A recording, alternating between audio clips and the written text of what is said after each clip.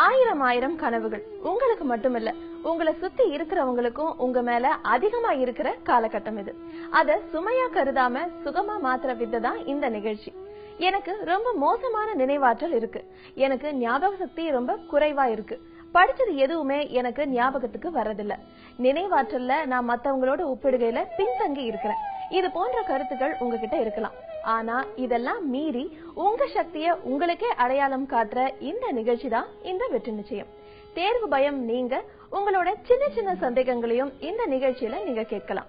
8939888277 அப்படிங்கிற எண்ணுக்கு உங்க கேள்விய, உங்க பெயர், நீங்க படிக்கிற வகுப்பு மற்றும் பள்ளியோட பெயர் குறிப்பிட்டு வாட்ஸ்அப் மூலமா அனுப்பலாம். உங்க கேள்விய நீங்களே கேட்கிற மாதிரியான உங்க வீடியோவோட நீங்க இதை அனுப்புனீங்கன்னா உங்க கேள்வியும் அதுக்கான பதில்களும் இந்த நிகழ்ச்சியில ஒளிபரப்பாகும்.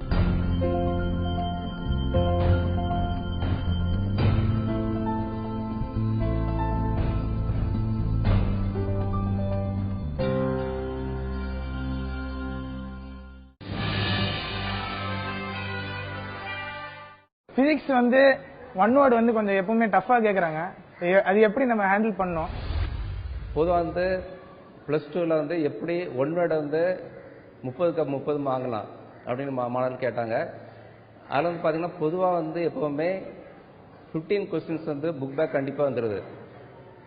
அதுபோக 15 to 20 கொஸ்டின்ஸ் வந்துடும்.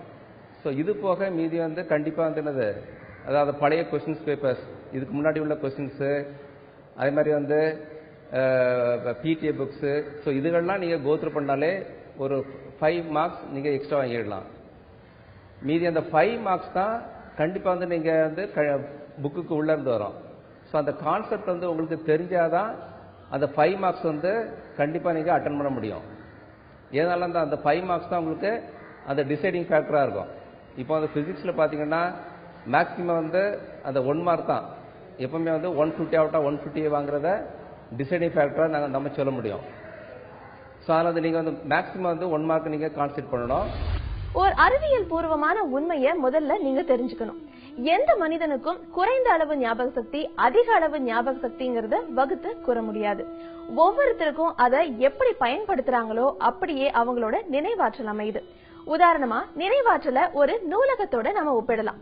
அதுல எப்படி குறிப்பிட்ட ஒரு இடத்துல பல ஆயிரக்கணக்கான புத்தகங்களை வச்சிருந்தாலும் நமக்கு தேவையான ஒரு புத்தகத்தை எப்படி எடுக்கிறோமோ அப்படிதான் நம்ம நினைவாற்றல தேவையான முறையில பயன்படுத்த முடியும்.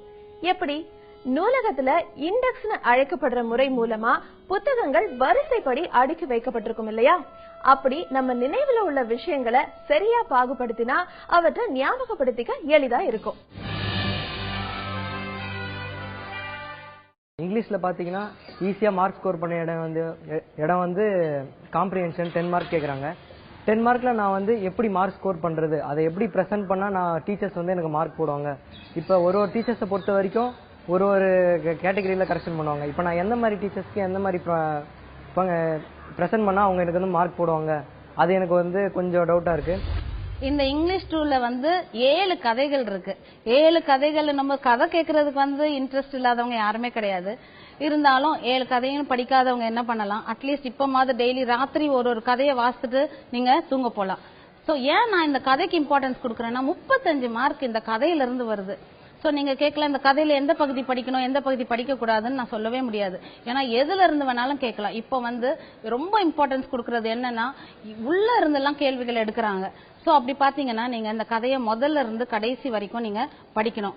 படிக்கும் போதே நீங்க என்ன பண்ணணும், இந்த கதையில நடிக்கிறவங்க யாரு, எப்படி நீங்க ஒரு சினிமாவை எடுத்துக்கிட்டீங்கன்னா இந்த சினிமால நடிக்கிறவங்க யாருன்னு கேட்டா அழகா சொல்ல முடியுதுல்ல உங்களுக்கு. அதே மாதிரிதான் இந்த கதையில கதாபாத்திரங்கள் யாருன்றத நீங்க தெரிஞ்சு வச்சுக்கிட்டீங்கன்னா அவங்க என்ன பேசினாங்க, என்ன பண்ணாங்க, எங்க போனாங்க, யார்கிட்ட உறவாடினாங்க, எல்லாம் அந்த மாதிரி காரியங்கள் எல்லாம் தெரிஞ்சுக்கிட்டீங்கன்னா அழகா உங்களுக்கு எல்லா கேள்விக்கும் சூஸ் த கரெக்ட் ஆன்சரா இருந்தாலும் சரி, மேட்ச் த ஃபாலோயிங்கா இருந்தாலும் சரி, கேள்வி பதில் சில டைம்ஸ் அவங்க அதுலயே வந்து ஒரு காம்ப்ரிஹென்ஷன் மாதிரி கொடுத்துறாங்க. அதுவா இருந்தாலும் சரி, மைண்ட் மேப்பா இருந்தாலும் சரி.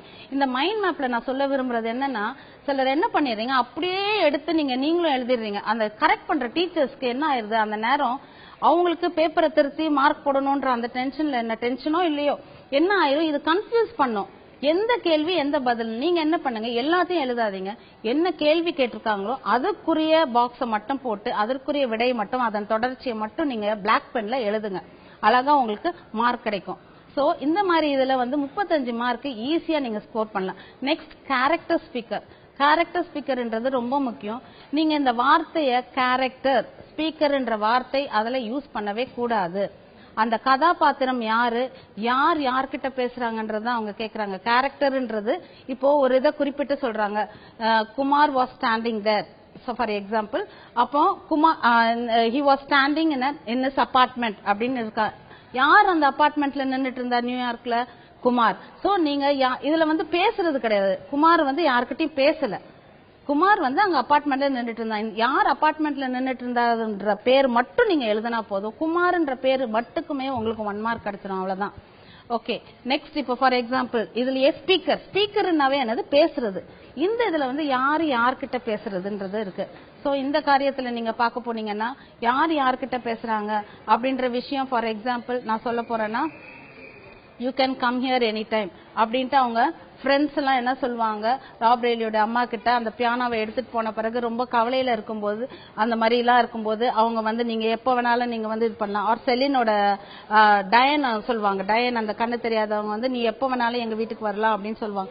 இந்த மாதிரி யார் யார்கிட்ட பேசினா, Diane to Shelley or Rob Reilly's neighbours friends to Rob Reilly's mother, அந்த மாதிரி அந்த சில காரியங்கள் எல்லாம் யார் யார்கிட்ட பேசினான்றத குறிப்பிட்டு சொன்னா அதுக்குரிய மார்க் உங்களுக்கு அழகா கிடைக்கும். இதுலயும் பேராகிராஃப் ஆன்சர் ஒரு கதை தான் நீங்க எழுத போறீங்க. கதையை அழகா கதையுடைய பெயர், அதை எழுதுனது யாரு, தென் அதுக்கப்புறம் கதையை எழுதிட்டு அதை முக்கியமான வார்த்தைகள் எல்லாம் பிளாக் பென்ல எழுதுனீங்கன்னா அதுக்கும் உங்களுக்கு 4.5 மார்க்ல இருந்து 5 மார்க் வரைக்கும் ஸ்பெல்லிங் மிஸ்டேக் இல்லாம எழுதுனீங்கன்னா அழகான மார்க் உங்களுக்கு கிடைக்கிறதுக்கு இருக்கு. நினைவாற்றலை வளர்த்துக்க என்ன பண்ணணும்? செடிக்கு நீர் ஊற்ற மாதிரி ஏதாச்சும் செஞ்சா நல்லாதான் இருக்கும். ஆனா நினைவாற்றல் ஒரு செடி மட்டும் இல்ல, அதுக்கும் மேல. நாம பாடங்களை படிக்கிறப்போ அதோட பொருளை நல்லா புரிஞ்சுக்கிட்டு படிக்கணும். புரிஞ்சுக்கிட்டு படிக்கிறதே நம்ம நினைவுல ஆழமா பதியும், நமக்கு தேர்வுலையும் பயன்படும். புரிஞ்சுக்காம படிச்சா அது உடனே மறந்து போயிடும், அதனால துளி அளவும் பயனில்லை. அதே மாதிரி நாம ஆர்வத்தோட படிச்சா அது எல்லாமே நீண்ட நாட்களுக்கு நம்ம நினைவுல இருக்கும். ஆர்வம் இல்லாம படிக்கிறதும் புரிஞ்சுக்காம படிக்கிறது போல மறந்து போயிடும். அதனால படிப்புல ஆர்வம் தேவை.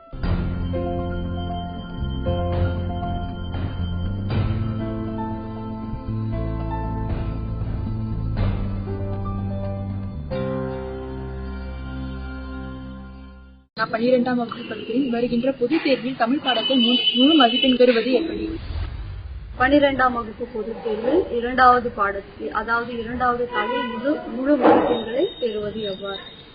தமிழ் 2வது தாளில் பார்த்தோமானால் அது 2 பகுதிகள் சிக்கலான பகுதி. 1 பார்த்தோமானால் துணைப்பாடம், 2வதாக இலக்கிய நயம் பாராட்டல். துணைப்பாடத்தில் நாம் கேள்விகளையும் தெளிவாக படிக்க வேண்டும். என்ன கேள்வி கேட்கப்பட்டிருக்கிறது, முழு கதையையும் எழுத வேண்டும் என்றால் அதற்கான சிறு சிறு தலைப்புகளை கொடுத்து எழுத வேண்டும். ஆசிரியர் யார், கதை மாதர், கதை கரு, பின்பு முன்னுரை, சில தலைப்புகள், முடிவுரையில் முடிக்க வேண்டும். அடுத்ததாக நாடக வடிவில் எழுதுக. அந்த கேள்வியை நன்றாக புரிந்து கொள்ள வேண்டும். அதாவது நாடகம் என்றாலே உரையாடல், காட்சி 1, 2 போட்டு கதை மாந்தர்களை நாம் அறிமுகப்படுத்தி அந்த கதையை கொண்டு செல்ல வேண்டும். இவ்வாறு எழுதினால் மட்டுமே அந்த பகுதியில் நம்மால் மதிப்பெண்களை பெற முடியும். அதாவது கேள்வியை நாம் எந்த முறையில் புரிந்து கொள்கிறோமோ அந்த முறையில் நாம் பதிலை அமைக்க வேண்டும். திறனாய்வு செய்க என்றும் கேட்கப்படும். அந்த கதாபாத்திரத்தை நாம் தெளிவாக எழுத வேண்டும். 2வதாக இலக்கிய நயம் பாராட்டல். இலக்கிய நயம் பாராட்டல் பகுதியில் நாம் 4 ஆசிரியர்கள், அதாவது பாரதியார், பாரதிதாசன், கவிமணி, நாமக்கல் கவிஞர், இவர்களின் ஆசிரியர் குறிப்பை தெளிவாக படித்துக் கொள்ள வேண்டும். அதே மாதிரி என்ன பாடல் கொடுக்கப்பட்டுள்ளதோ அந்த பாடலை முழுமையாக ஆழ்ந்து படித்தால் அதற்கான பொருள் நமக்கு விளங்கும். புரியவில்லை என்றால் மீண்டும் 2 முறை 3 முறை தெளிவாக படித்து அதற்கான பொருளை அறிந்து வைத்துக் கொள்ள வேண்டும். அதற்கான தலைப்புகளை கொடுக்க வேண்டும்.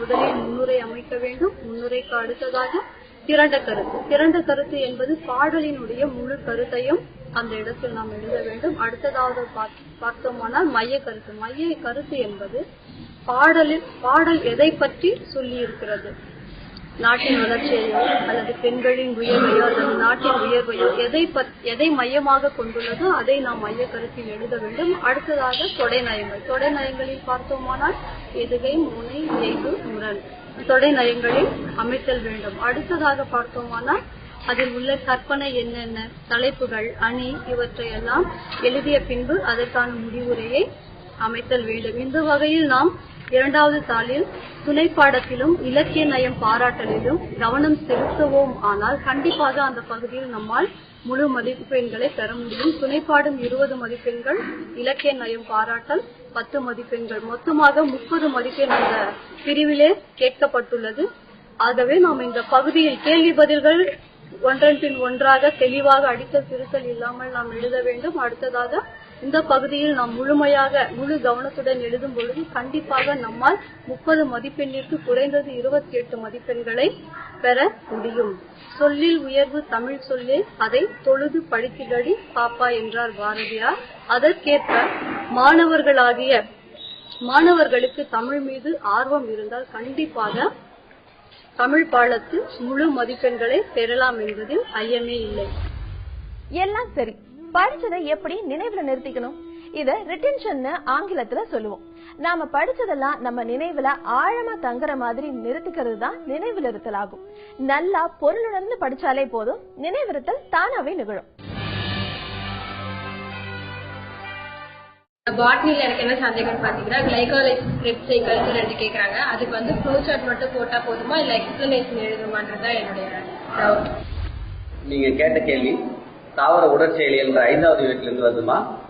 Glycolysis, Krebs cycle, Calvin cycle, இந்த எந்த சுழற்சி கேட்டாலும் வரையறை எழுதி ஃப்ளோ சார்ட்டை மட்டும் போட்டா கூட போதும். நான் வரையறை எழுதுறது யார் கண்டுபிடிச்சா எங்க நடக்குது, இந்த வரையறை என்ன, அதுக்கான ஃப்ளோ சார்ட்டை மட்டும் போட்டா போதும். நீங்க எக்ஸ்பிளனேட்டரி ஆன்சர்னு கேட்டிருந்தா மட்டும்தான் விளக்கமா எழுதணும். இல்லைன்னா அதுக்கான விளக்கம் எழுத தேவையில்லை. வரையறையை எழுதி விளக்கம் எழுதி திரும்ப ஃப்ளோ சார்ட் போட்டீங்கன்னா உங்களுக்கு டைம் அதிகமா வேஸ்ட் ஆயிடும். திரும்ப அடுத்து ஜுவாலஜி அட்டன் பண்ண முடியாம போயிடும். அதனால நீங்க ஃப்ளோ சார்ட்டை மட்டும் போட்டா போதும். நாம படிச்ச பாடங்களை அப்பப்போ நம்ம நினைவுக்கு கொண்டு வரணும். நாம படிச்சதெல்லாம் மனசுல பதிஞ்சு இருக்குதா அப்படிங்கறத எப்படி தெரிஞ்சுக்க முடியும்? இப்படி செய்தா நம்ம தேர்வுல நல்லா எழுத முடியும். தேர்வு சமயங்கள்ல புதுசா ஒரு பாடத்தை படிக்கிறது கூடாது. நம்ம ஏற்கனவே படிச்சதெல்லாம் திரும்ப திரும்ப படிச்சா நம்ம நினைவுல அது நல்லா பதிஞ்சிடும்.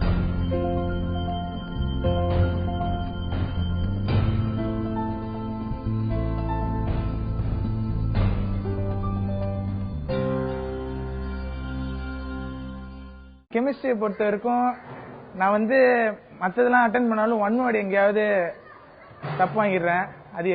அது எப்படி நான் ரெக்டிஃபை பண்ணணும்னு எனக்கு தெரியல. நெக்ஸ்ட் வந்து நான் வந்து எழுதிட்டு இருக்கேன், கடைசியில வந்து எனக்கு டைம் பத்தாம போகுது. நான் எப்படி சீக்கிரமா முடிக்கணும், அது எந்த மாதிரி கொஸ்டின் அட்டன் பண்ணணும்னு எனக்கு தெரியல. 1 வேர்ட்ல வந்து 30 out of 30 எடுக்கிறதுக்கு என்ன சார் பண்ணணும்? 30 1 வேர்ட்ல வந்து 18 1 வேர்டு வந்து புக் பேக்ல இருந்தா கேட்கணும். இந்த புக் பேக்ல மொத்தம் 306 1 வேர்டு இருக்குது. இந்த 306 1 வேர்ட்ல இருந்து 18 1 வேர்டு வந்து கம்பல்சரியா கேட்கணும். அதுக்கு குறைந்து கேட்க கூடாது. இது வந்து ப்ளூ பிரிண்ட்ல தெளிவாக இருக்கிறது. மீதி இருக்கிற 12 கேள்விகளை நம்ம எப்படி மேற்கொள்ளணும் அப்படிங்கறத பற்றி நம்ம இப்ப பார்க்கலாம். இதுல மெயினா வந்து பாத்தீங்கன்னா 1 வேர்ட்ல அதிகமான பேர் சென்டத்தை லூஸ் பண்றது அப்படின்னு பாத்தீங்கன்னா ஆர்கானிக் கெமிஸ்ட்ரியில தான். அதுவும் குறிப்பாக பாத்தீங்கன்னா ஆர்கானிக் நைட்ரஜன் காம்பவுண்ட்ஸ், பயோமாலிகுல்ஸ்ல தான் அவங்க மிஸ் பண்ணுவாங்க. ஏன் அப்படின்னு பாத்தீங்கன்னா அவங்களுக்கு ரிவிஷன் குறைவாக இருக்கும். அது மட்டும் இல்லாம சாய்ஸஸ்ல ஆர்கானிக் நைட்ரஜன் பயோமாலிகுல்ஸ் எஸ்ஏல விட்டுருவாங்க. அவங்க அதை மைனூட்டா 1 வேர்ட்ல அதை நோட் பண்ணாம விட்டுருவாங்க. ஆனா அங்க 5 1 வேர்டு அதுல வரும். சோ நம்ம ஓஎன்சி பயோமாலிகுல்ஸ் நல்லா படித்தவங்களுக்கு சென்டத்துக்கு உரிய வாய்ப்புகள் அதிகமாக இருக்கிறது. ஹைட்ராக்ஸ் மற்றபடி பாத்தீங்கன்னா பிடிஏ புக்கையும் நாங்க நிறைய 1 வேர்ட் பார்க்கணும். அதுல இருந்தும் பழைய பப்ளிக் கொஸ்டின்ஸ்ல இருந்தும் ஒரு 4 அல்லது 5 கொஸ்டின்கள் சில நேரங்கள் வரலாம். அது போக புதிதாக ஒரு 4-5 கொஸ்டின்ஸ் கேட்பாங்க பொதுவா.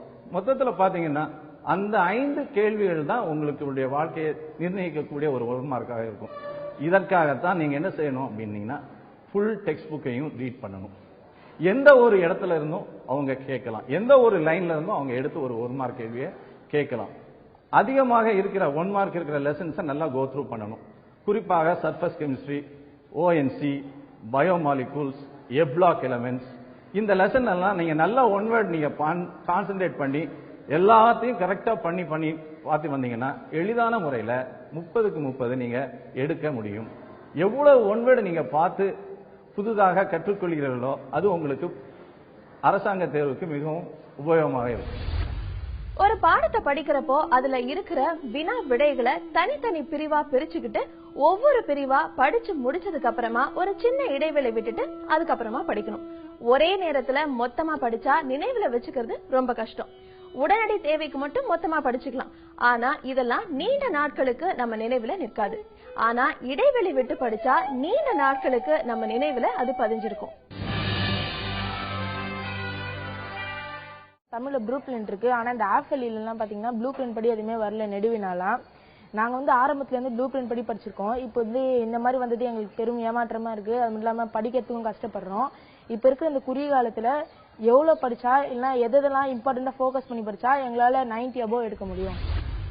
அரையாண்டு தேர்வில் அவர் எதிர்பார்த்த நெடுவினா செய்யுளில் வரவில்லை என்று கூறினார். அதை பற்றி அச்சம் கொள்ள தேவையில்லை. செய்யுள் பகுதியில் நெடுவினா என்பது திருக்குறளில் ஒரு நெடுவினா நிச்சயம் வரும். அடுத்து தொடர்நிலை செய்யுளில் ஒரு நெடுவினா நிச்சயம் வரும். அது குறித்து எந்தவிதமான அச்சம் தேவைப்படவில்லை. மேலும் வினாத்தாளில் உள்ள ஒரு மதிப்பெண் வினாக்களை விடாமல் அனைத்திற்கும் பதில் எழுத கற்றுக்கொள்ள வேண்டும். தமிழை பொறுத்தவரை உங்களுக்கு பொதுவாக எழுதும் வினாக்கள் அதிகமாக உள்ளன. படிவத்தை நிரப்பு செய்தல், வினா பத்தி கொடுத்து அதில் உள்ள வினாக்களுக்கு விடையளித்தல், சொந்தமாக விடையளித்தல், இவற்றை முழுமையாக விடையளிக்கும் தன்மையை நீங்கள் பெற வேண்டும். மேலும் இரண்டாம் தாளில் நீங்கள் கடினமாக நினைப்பது செய்யுளின் திரண்ட கருத்தை பற்றி எழுதுவது. அதை பற்றி அச்சம் கொள்ள தேவையில்லை. திரண்ட கருத்து என்றால் முதலில் பாடலின் கருத்தை எழுத வேண்டும். பிறகு எதுகை சொற்கள், மோனை சொற்கள், அதில் உள்ள பொருள் நயம், தொடை நயம், சந்த நயம் போன்றவற்றை தனித்தனியாக பட்டியலிட்டு எழுதினாலே முழுமையான மதிப்பெண் உங்களுக்கு நிச்சயம் கிடைக்கும். மேலும் கடிதம் எழுதும் முறை நீங்கள் 9ஆம் வகுப்பிலேயே படித்திருப்பீர்கள். அதே போல கடிதத்தை எழுதும் அதை விடுபடாமல் எழுதும் தன்மையை பெற வேண்டும். நேரத்தை முழுமையாக எடுத்துக்கொள்ள வேண்டும். மேலும் பொது கட்டுரை எழுதும் போது உட்தலைப்புகளை தனித்தனியாக இட்டு எழுதும் தன்மையை பெற வேண்டும். முக்கியமாக மாணவர்கள் கவனிக்க வேண்டியது என்னவென்றால் வினாத்தாளில் உள்ள வினா எண்ணை குறிப்பாக சரியாக விடைத்தாளில் அதில் எழுத வேண்டும். சில மாணவர்கள் வினாத்தாளில் உள்ள வினா எண்ணை குறிக்காமல் தாங்களாகவே வினா எண்களை வரிசையாக இட்டு செல்கிறார்கள். இதனால் அவர்களுக்கு மதிப்பீடு செய்யும் போது மதிப்பெண் சிலவற்றில் தவறாக பதிவு செய்யப்பட்டுவிட்டன. ஆனால் நீங்கள் சரியான வினாக்களை, அதாவது நீங்கள் தேர்ந்தெடுக்கும் வினாக்களுக்குள்ள வினா எண்ணை விடைத்தாளில் பதிவு செய்ய வேண்டும். மேலும் நீங்கள் அதிக மதிப்பெண் பெற பாட புத்தகத்தில் உள்ள மொழியாக்கம், அதாவது பழமொழிகளை ஒவ்வொரு பாடத்துக்கு பின்னாலும் உள்ள பழமொழிகளை படித்தாலே போதும். அதனால முழுமையான மதிப்பெண்களை பெறலாம். மேலும் பிறமொழி சொற்களை நீக்குதல், இப்படி பல சிறு சிறு வினாக்கள் உள்ளன. அவற்றை அனைத்திற்கும் விடையளிக்கும் தன்மையை பெற வேண்டும். அதாவது கொடுக்கப்பட்டுள்ள நேரத்தை முழுமையாக பயன்படுத்திக் கொண்டாலே நீங்கள் அதிக மதிப்பெண் பெறலாம். ஆங்கிலத்தில் டிகிரிஸ் ஆஃப் கம்பேரிசன் எளிமையான முறையில் எவ்வாறு எழுதும்? டிகிரிஸ் ஆஃப் கம்பேரிசனை பொறுத்த வரைக்கும் அதுல 3 மார்க் கொஸ்டின் உங்களுக்கு வரும். ஒரு மார்க் கொஸ்டின், ஒரு 2 மார்க் கொஸ்டின் வரும். 1 மார்க் கொஸ்டின் ஆன்சர் பண்றதுக்கு உங்களுக்கு ஒரு சில கீவேர்ட் மட்டும் நீங்க ஞாபகம் வச்சுக்கிறீங்களாலே உங்களுக்கு அது ரொம்ப ஈஸியா ஆன்சர் பண்ணிடலாம். இப்ப பாசிட்டிவ் டிகிரின்னு எடுத்தீங்கன்னா நோ அதர், வெரி ஃபியூ, அது ஒரு 2 கீவேர்ட்ஸ். இன்னொன்னு டேஷ்க்கு அப்புறம் ஆஸ் வந்ததுன்னா நீங்க பாசிட்டிவ் டிகிரி செலக்ட் பண்ணலாம். கம்பேரிட்டிவ் ஃபார்முக்கு டேஷ்க்கு அப்புறம் தேனோ இல்ல no, any other, most other, many other, அந்த 3 வேர்டை நீங்க கீவேர்டா வச்சுக்கலாம். சூப்பர்லேட்டிவ் ஃபார்முக்கு ஒன் ஆஃப் த, இது 2 மட்டும்தான் உங்களுக்கு கீவேர்ட்ஸ்.